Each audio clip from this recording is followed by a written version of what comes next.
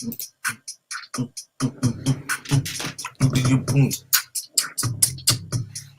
peace, peace, peace to the fam, peace to the tribe. What up, what up, what up? How y'all doing, family?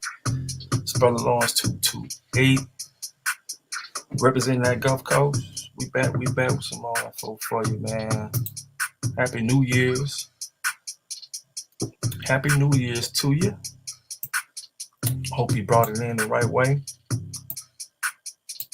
Hope you brought it in the right way. What is the right way to bring in the New Year's, G? Just bringing it in, just being alive and going into the new year is the right way. Just being alive, you know, and it's a celebration of that life. So today we are getting into old Choctaw territory, and try to make it quick and try to be in and out before these kids wake up. I'm talking about before these kids get up, you know. But most definitely want to check in. I appreciate you here. You know, on this channel, a lot of the information is, you know, Choctaw centered, Choctaw centered, or centric, Choctaw centric. Yeah, because that's what, you know, grandma, all my great aunts, that's what my mom, all of the matriarch say we descend from. And I might throw it back up there again, you know, to kind of try to help link some of this stuff together. And you know, I'm just going live while I'm in the process, you know, of doing research, doing genealogy, you know, researching who our people, my particular lineage, you know, comes from. You know, and that story, in his story, you know, it may be different from you, but, you know, so this is really kind of for the tribe. It's really kind of for the family and the bloodline who can really understand what's going on, you know, and not only what events took place, but understanding where the area where your people come from in that particular time. You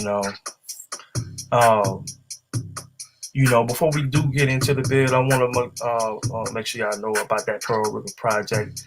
You know, shout out to the big homie Eric Newsom.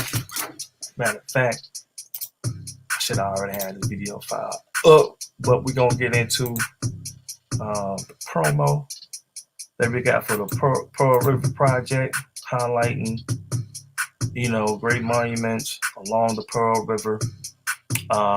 You know, and we get into how from the Gulf of Mexico, all of, you know, around Pearlton, Slidell, Louisiana, you know, all the way up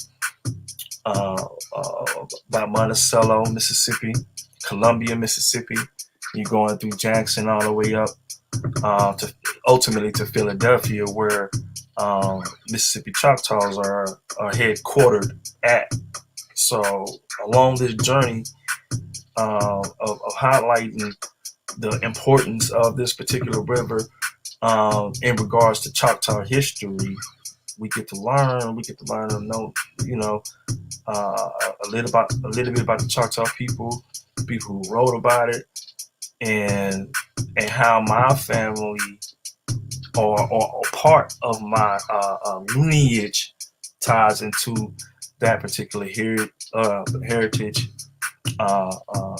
and culture, which has been lost. You know, we got our own little thing, really, as Black people or colored folk or Negro, or however you want to put it.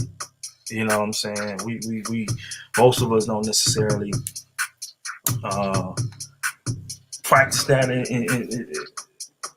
to a certain degree. Like we still barbecue, we still roll dice. You know what I'm saying? We are you know what I'm saying, like the fastest, most athletic. You know what I'm talking about? I really feel that way, and no, that's the truth. Because I ran track. I got to see firsthand different cultures. You gonna see that when you go to college. That's one thing I did. Probably would recommend going to college for is that social. Um, um, you know, you involving yourself with society, different cultures, different personalities. You know what I'm saying, from different continents.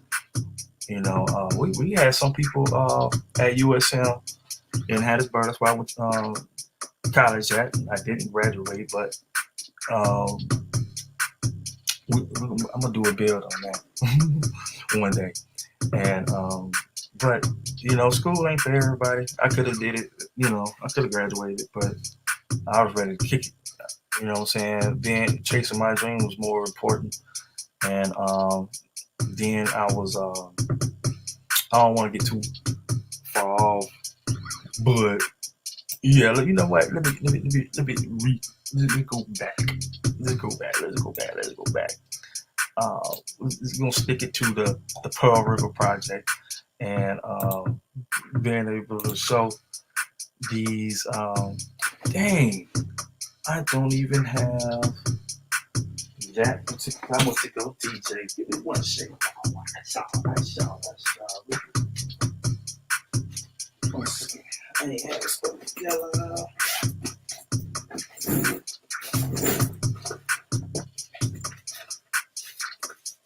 Oh, I ain't have my hard drive plugged in. I had a DJ. Man, that's one thing.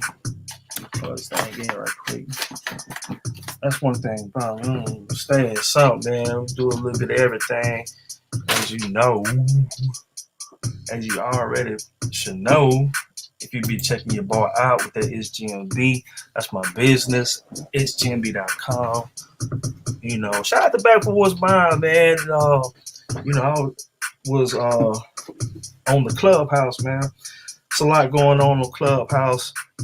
I think people just let loose over there. That's where some of the, you know what I'm saying, it's kind of messy, but I think it's more informative if you can get past the messy stuff that goes on in Clubhouse, dealing with the indigenous community. But, I didn't hear it there, man, but I just take for what I do get, from it.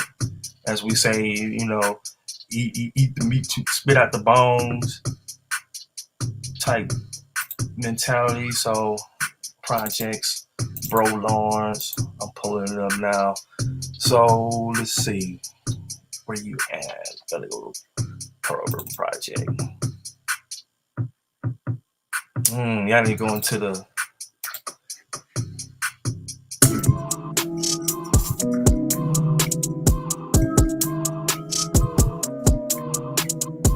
Welcome to the Pearl River Project.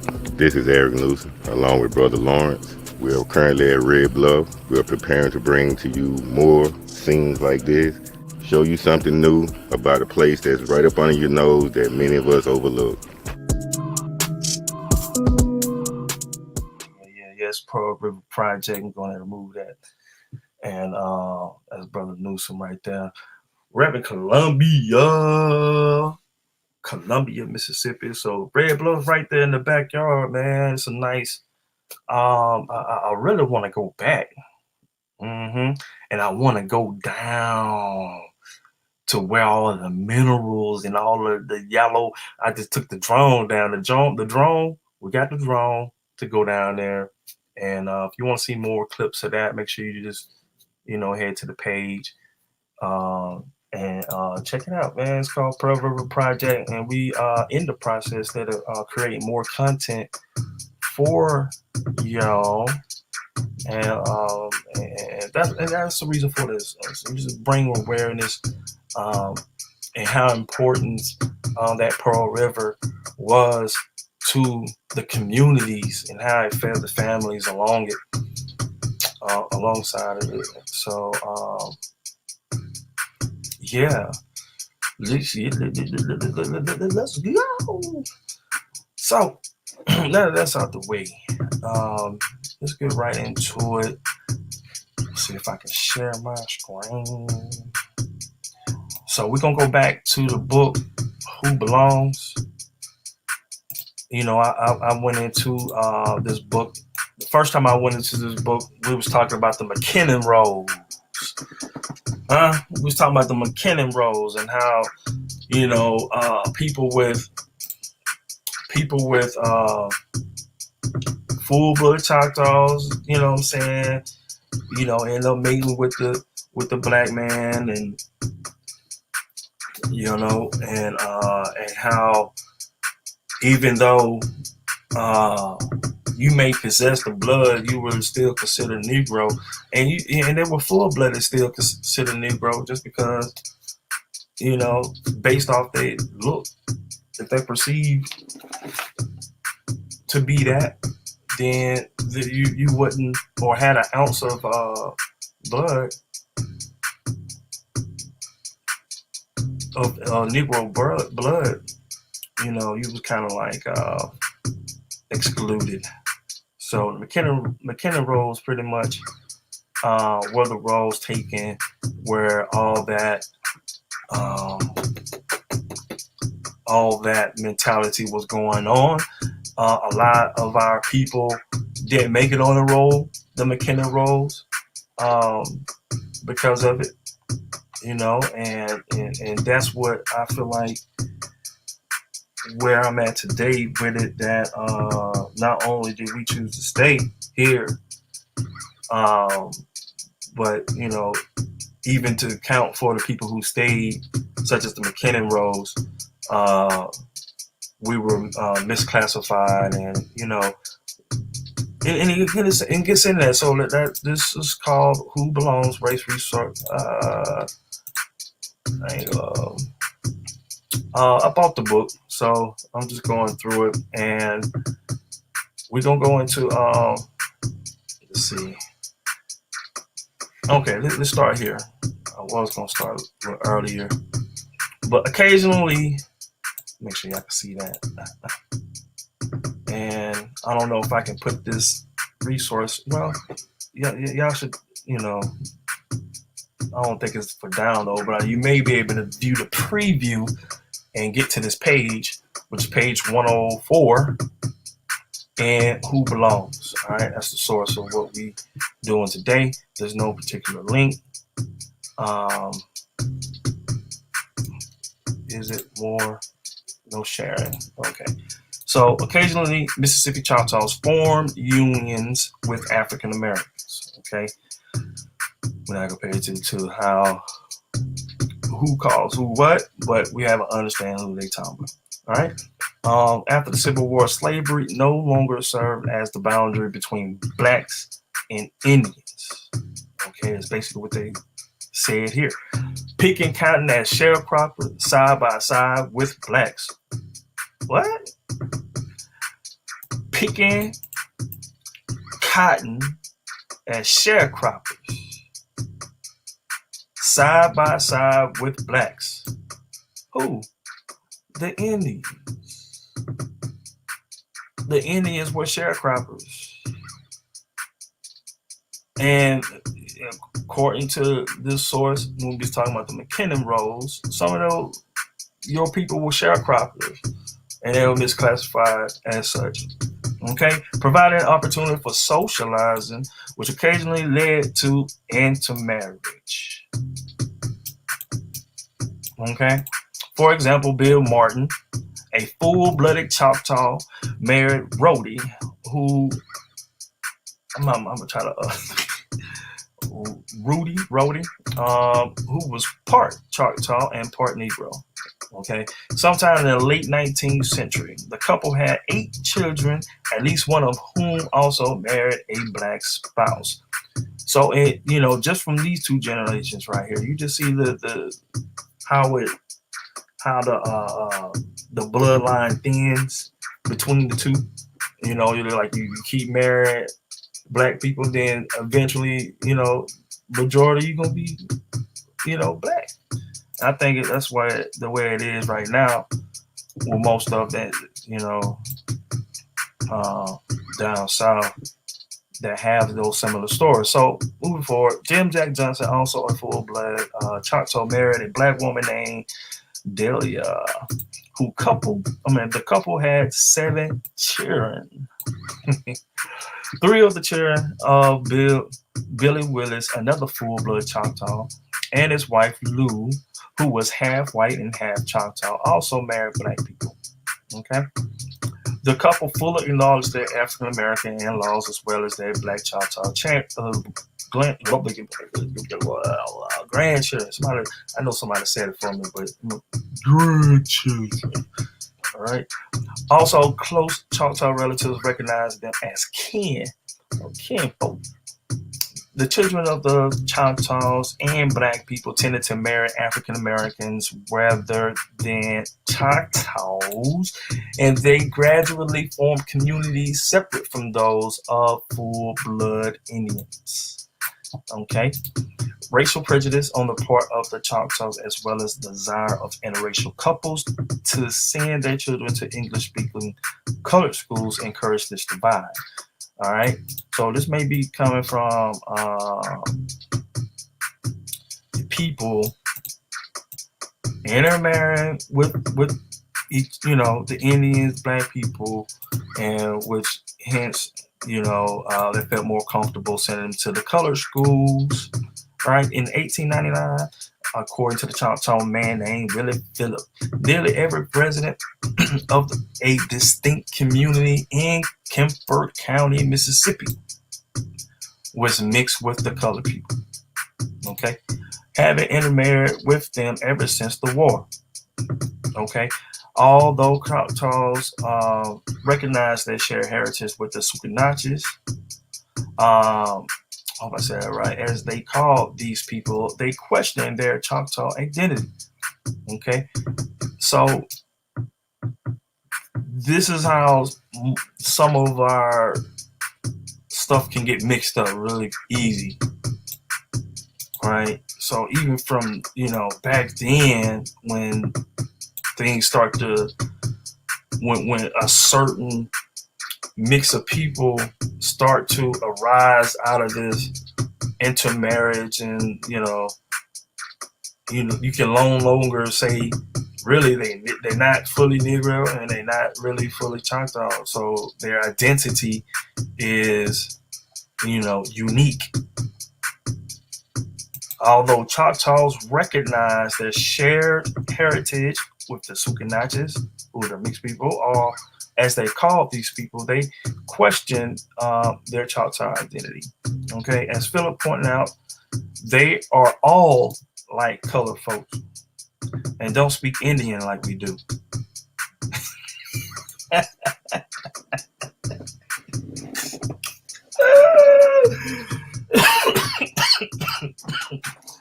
Oh, shit.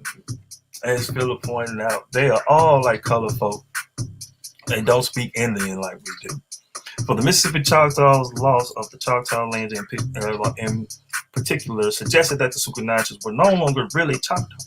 As I reported in 1911, all Negroes that have traces of Choctaw blood are classed as and associate with Negroes. So you could come from a chief.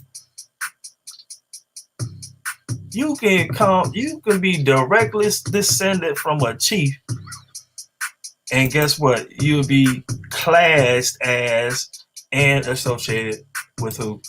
The Negroes. So shout out to Kemper County. All right, I'm gonna show y'all where that's at. Right here, Kemper County located on the central eastern border of the United States, Mississippi, as the all right, whatever. So we're right here. You see this?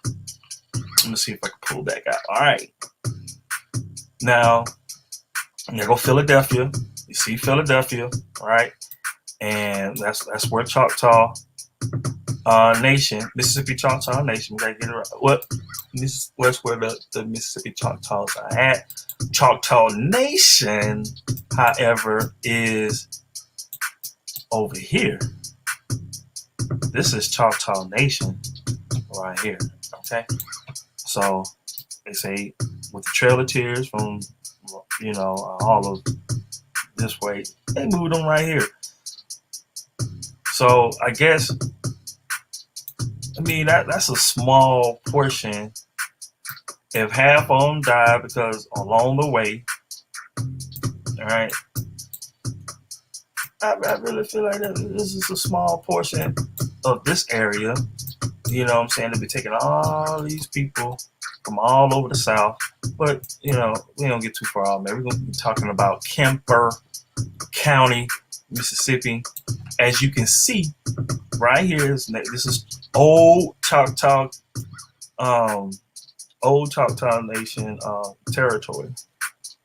Or old Choctaw territory. All right, so we got Philadelphia. We got Kemper County. As you can see, right next to it. Excuse me. As you can see, right next to it. Shout out to Meridian. This Choctaw is a Meridian too. All right, here go Livingston. This is where my people at. Livingston, Sumter County. There you go, Sumterville, York, Cuba. All of this is Sumter County, around in this area right here. This is old Choctaw Nation, old Choctaw territory. Let's see, Livingston, Alabama, I'm sorry. Let's pull up. All right, so we here. Okay, prior to the signing of Treaty of Dancing Rabbit Creek, okay, on September 27, 1830, this site belonged to the Choctaw Nation. It's basically what they're saying on here. Livingston, Alabama.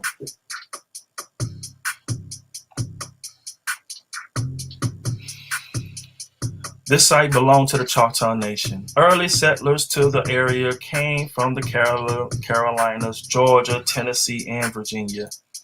In 1833, a commission was appointed to organize Sumter County and select the county seat. The site chosen was named Livingston in honor of Edward Livingston, a prominent jurist, statesman, and Secretary of State under President Andrew Jackson. Okay. On January 10th, at the time Livingston was incorporated, the first courthouse built of logs stood on Corner Spring Street in West Main. Another courthouse, which was a frame building erected on the square in 1839, burned. That's where I bet all the Choctaw records, they burned. The corner store, and it burned. Stuff burned again in 1870. No, am I saying that right? Yeah, 1870. Census was quoted that they had burned. That's the reason why people hit that wall and when doing their genealogy. Make sure I'm still sharing. Okay, when they doing the genealogy, it's kind of hard to get past that 1870 wall. They got a name for it, but you really have to dig around and start looking laterally on your genealogy. You might have to go look for some cousins, some aunties, some siblings, and look at that stuff to kind of cross-reference to kind of help break down that barrier, that wall. So yeah. We talking Livingston, Alabama. We right across the street from Philadelphia.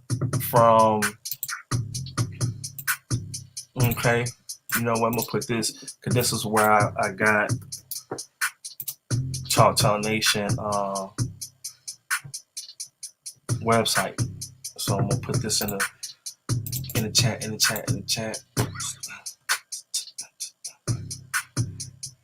All right, put that in there, and we'll put it where y'all can get it. So yeah, just tap on that whatever you want. So yeah, man, Choctaw Territory, Kemper County, right? So right now, I got one more slide I'm gonna show, and I just want to make sure y'all understand where we at, understand where I'm placing. I'm trying to help tell my family story on this whole connection here. So from Livingston, you there in Porterville, all this connection right here. You just right down the street, Livingston, right? And I gotta find the reservation, the Indian reservations that was in Livingston. That's where I'm at right now before removal. I gotta go back,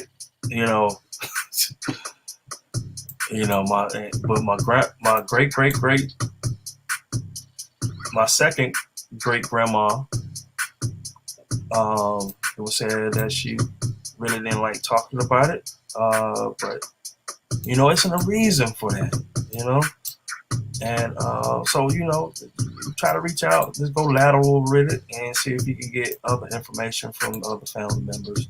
But the Pearl River Project, as you can see, we right here in the middle of Kemper, that go Philadelphia, and Pearl River, and it's gonna go all the way through Jackson. Shout out to Jacktown, got them Jews out there, and from right here. All right, see all that coming through, all these cities that's up and through here, through Jackson, all the way up to, this is all Choctaw territory. You got to be crazy if they didn't use this whole river to expand out all the way to the coast, all the way to Pascagoula, Biloxi Indians. All right, more Choctaws down there. All right, Biogula, you got Pascagoula, you got Macomb, you got the Homer Indians. The Homer Indians over here in Hancock County. There's somewhere else, man. Oh yeah, you go back. Yeah, Kills. Yeah, man.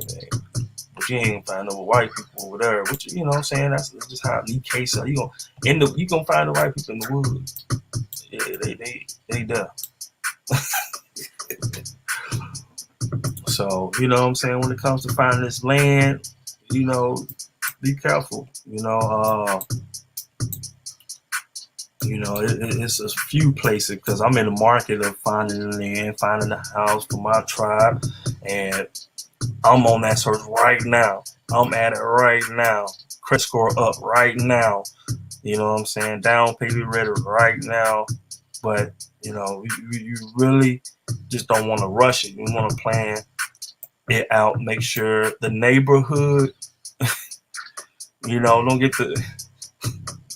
don't get the best piece of land around the wrong neighborhood. You know what I'm saying? Ain't nobody tell you about that. Cause I used to work Kirby, man. I used to slaying that chrome.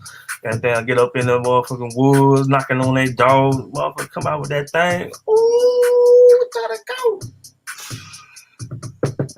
Oh, it's time to go. It's time to go. Let me get back onto the thing, man. Yeah, so yeah, man, just be careful. When we talk about this land, it need to be strategic. It ain't, it could be in response, but let the response be well thought out. If you're trying to combat, quote unquote, the system and trying to grow your own, be self-sufficient, trying to keep word, if you right. So yeah, so we gonna fit go right here.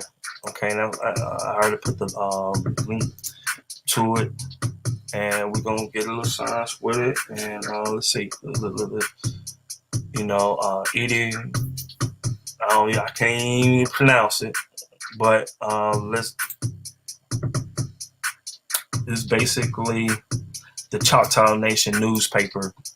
Is the name of that newspaper, right? Let me go back. This right here.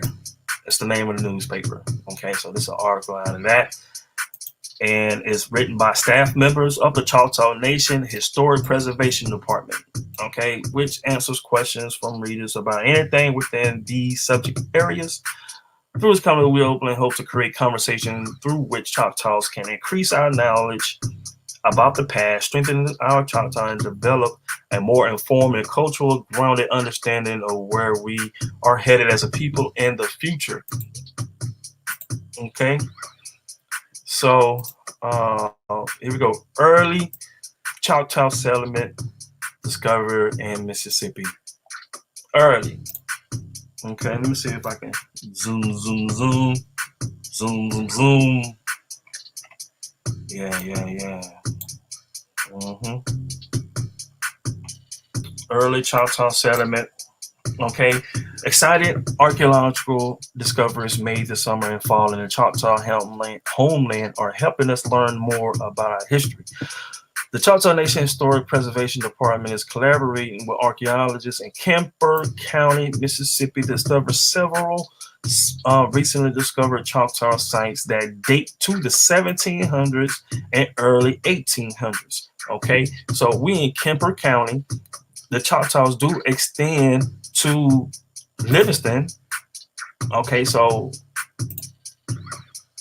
Livingston is right here. This is all Sumter County and Kemper County. Another spot.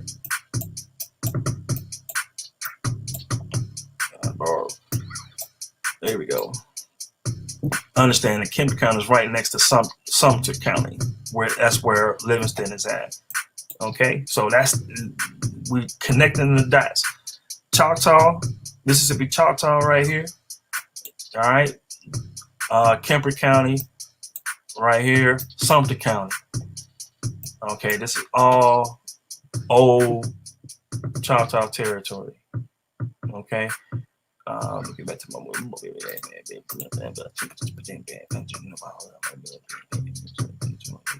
This is the first time that Choctaw archaeological sites dating to the earlier part of this time range have been studied, and work at these localities is providing us with a rare glimpse into the lives of our ancestors during the decades before the Trail of Tears.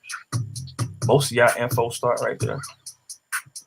Okay, over the last few years, Mississippi Power, Liberty Fuels, and North American Coal. Ooh, let me check into the North American Coal. I ain't never heard of them. Have been planning and conducting preliminary work on the construction of the new power plant and associated lignite mine in Kemper County, Mississippi. The project, overseen by the U.S. Department of Energy, falls under the National Historic Preservation Act, a federal law that requires the National Historic Preservation Act. A federal law requires the overseers of federally supported projects to make careful consideration of potential impacts to historic sites of Native American sacred sites before work begins. Okay, more than a year ago, the Choctaw Nation Historic Preservation Department was notified about the project and has since been consulting with the Department of Energy concerning the project. You know what I'm saying? All that.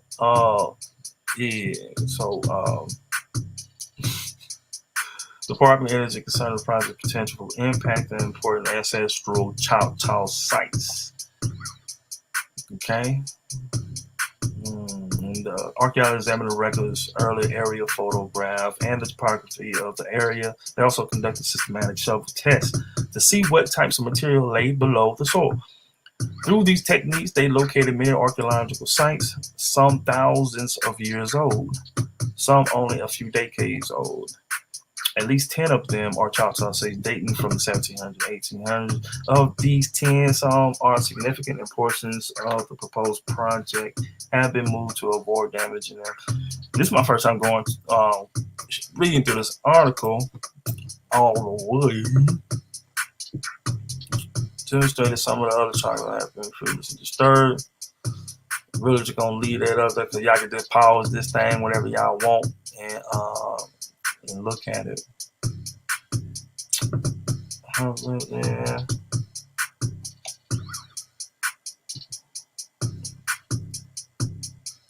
Look at the looting going on corresponds almost exactly with Henry Halbert's geographical description and map coordinates for hunting lodges and possibly other outposts of the Choctaw town of Somotakali. Hanging most. Let's see if we can get something off of that.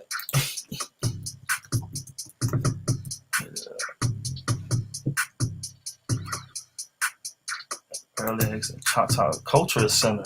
Is that on? Where is that at though? Is that in Philadelphia?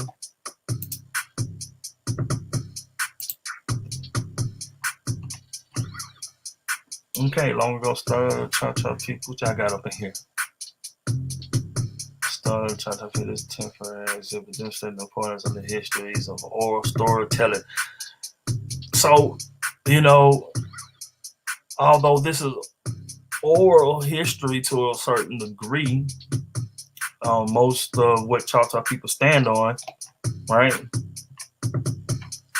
For it's like their origin stories come from that the Choctaw and Chickasaw people come from the West, and they have a second origin story of coming from the ground, coming out of Inawaya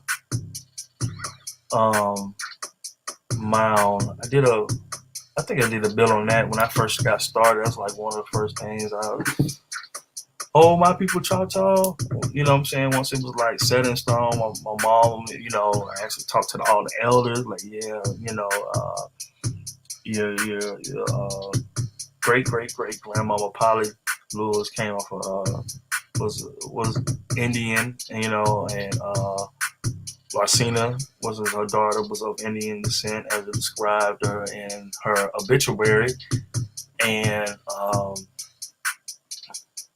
you know, that's our family history. So, you know what I'm saying? That's what I stand on. And if I want to know what this channel is about, is just going through who are the Choctaw people who my family say we descend from. You know, part of us descend from this particular lineage. Okay. So, moving forward. Choctaw Johnny. Honestly, I don't speak Choctaw. None of my motherfucking family speak Choctaw or the Choctaw language. Nah, you know what I'm saying? It's just, you know, it's a lot went on, man, and a lot of assimilating, a lot of mixing, a lot of cultural division.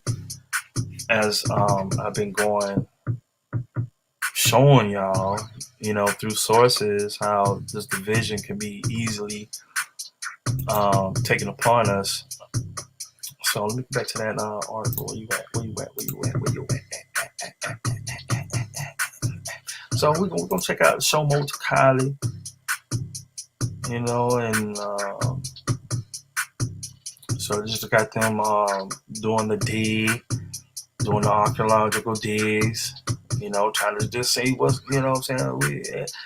I don't care too much about the dates, man, but we can get it. I don't want to get into the dates. We dealing with dates, but at the same time, you know what I'm saying? The dates, whether or not you agree with them or not, guess what? It doesn't take away from the artifacts being there. So let's just talk about the artifacts being found. You know, they say they know it wasn't there yesterday. Mm-hmm. The time period in which the date is particularly significant, Archeon has been able to give us a lot of information about the history of the ancestors 1,000 years ago, but has told us very little about the Choctaw life from AD 1600 to 1800. The missing period from 1600 to 1800 was a critical point in Choctaw history.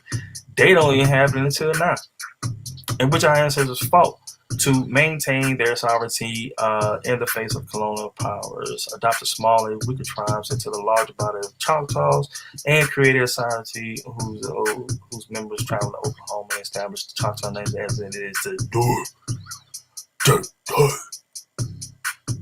The newly discovered Choctaw archaeological sites have been great potential to tell us about the ancestors and history. However, we must never lose sight of the fact that they were made and lived in by our ancestors and are, in a sense, sacred.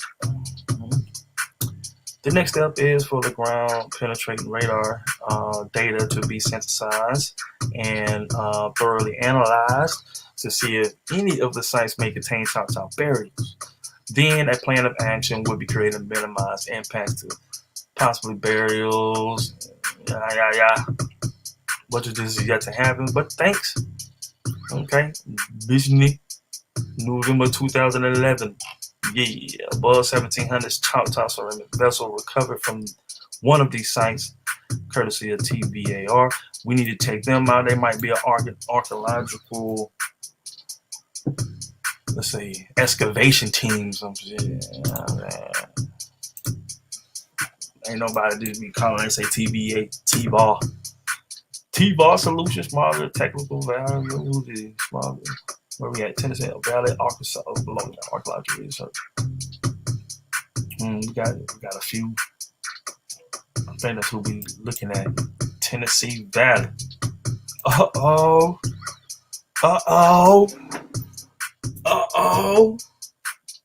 What we just stumble across? Family, look. This is my first time looking at this song. Tennessee Valley Archaeological Research is a woman-owned small business focused on archaeological research and cultural resource management. The consulting firm is located in Huntsville, Alabama. Okay, what you call it? Okay. In centrally positioned to serve clients in Alabama, Georgia, Mississippi, and Tennessee. TVAR staff specialists work closely with state historic preservation officers and their staff to ensure the coordination and cooperation required to provide clients with the efficient process to comply with the historic preservation laws and regulations. Yeah, and regulation. So they have an acronym. What we do. Cultural resource management, archaeological survey, excavation and monitoring, archival, and historic document searches, historic architecture survey, mitigation report, geographic information system analyst and mapping, National Register of Historic Places evaluations and nominations, archaeological. Okay, yeah. So check them out. Chief Executive Officer. Okay, she deep.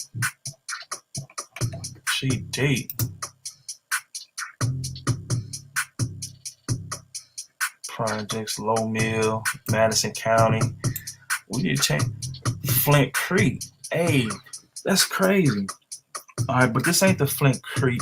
I'm trying to see if I can that's crazy. That's gonna make me dive into Flint Creek a little bit more because in most of my people, I say my recent folk is from George County, and when we do our family reunions, we do it in a place called Flint Creek, but it's in Mississippi. It's in Wiggins, Mississippi.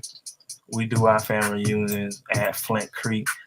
Now, I need to get into that Flint Creek. I think I looked at it one time, but I most definitely need to get that'd be perfect for our family to check out. Cause this is all for the family. It's all for this bloodline. But we got 10 T-Bar. We got T-Bar on deck. So yeah, let's go back. Make sure.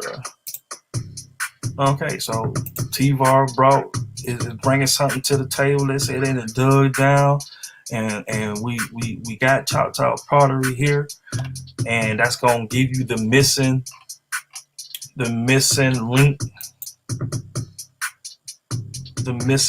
to the. Let's see if I can bring up. 1 second. Let's see if I can bring up. It won't be right if I don't put the fan on there.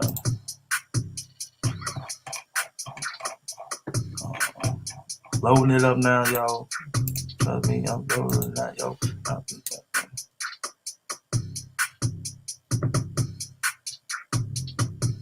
Alright, so again, we're gonna pull up my great grandmama, great grandma. Boom, boom. Ella Mae Miller was born and raised in Lucedale, Mississippi to Walter Miller. Ella Mae is my great grandmother. Larsina Lewis, all right, who is her mother, okay, grew up on the Indian reservation and lived in Mississippi, Alabama. Oh my God. Lived in Livingston, Alabama. What I say was true, but that's just not what it said. All right. After leaving the reservation, Larsina's mother was Polly and was of Indian descent. So if one person of Indian, everybody else Indian after that. So that's how that go. It'll get thinner and thinner. It's like if you count from 1 to 0. I mean, if you count from 0 to 1, you can never get to 1. Type of deal. Hope that didn't go over y'all heads. But yeah, man, I appreciate y'all tuning in. We're around about 47 minutes on this thing. We're going to ahead and wrap it up. Make sure y'all do y'all genealogy, man. We're going to get back into some of that. Looking into my stuff. I kind of actually really, honestly, with me being this home buying, in the market to buy a house and, something for my tribe, like getting the land and all that. I gotta show these people, man, that I'm able to, I gotta, when you're asking for hundreds of thousands of dollars, they just want to see. They want to see. That's all they want to do. They want to see. You got the numbers to, so I had to downgrade a whole bunch of stuff. I just been going wild with the money, that I get from my business, working hard and stuff. But, they want to see, kind of more like detailed, organized, and in order. Yeah. But I think, I'm waiting on these little taxes to drop. Late January, and I'm coming doubling back, trying to see what's up. So we looking at the land, we're looking at everything, and it really is gonna deserve another build on that. But we when we moving strategically, we gotta be. We most definitely gotta be like they do the background checks, they do the credit checks and all that. We need to be on point. because it's got to go in somebody's name. Oh man, it's got to go in somebody's name. So we're gonna get more than that, man. We're gonna see a lot more bills that's dealing with financial literacy. Managing our funds, getting credit, getting us ready. You know what I'm saying, to fight the right way. You know what I'm saying. If you want a piece of the American dream, you know, some it might be a harsh reality to some, but we want to help out with that, with those who find it hard getting over that hump of achieving it. But I'm gonna do it first before we get to that point. Because ain't no way I'd be teaching or sharing my experiences dealing with owning a home and land, and I ain't even did it yet. So we're in the process of doing it. I want to document, and what I'm saying, and let y'all know how that's been going. And yeah, we're gonna leave it right there, man. I probably missed the point where I wanted to go with that, but anywho, do your genealogy, man. Find out who your people are and their part of his story, and let's try to make some sense of this in 2022. It's most definitely going down, starting out just right. I hope it's gonna get better. It is gonna get better because I'm gonna be in charge of it. Right, we gonna get it in this year, and hopefully, every few days to, what I'm saying, I'm trying to at least go by 2 times a week, and give me time to gather some new material, different things that's going on business wise. I most definitely want to keep y'all in the loop, the events. I want to try to make this a little bit more entertaining this year. Might get into some DJing. Y'all want to see me cut up on the ones and twos and shit like that. We gonna most definitely change up the swag of the channel, but still keep it 100 when it comes to the genealogy, the information. I ain't trying to distract you, but I want to keep your attention. I want to widen that attention span a little bit when you over these nigga woods, man. But yeah, man, peace to y'all, man. I hope y'all have a great day. Until next time, man. Brother Lawrence checking up out the thing. Peace.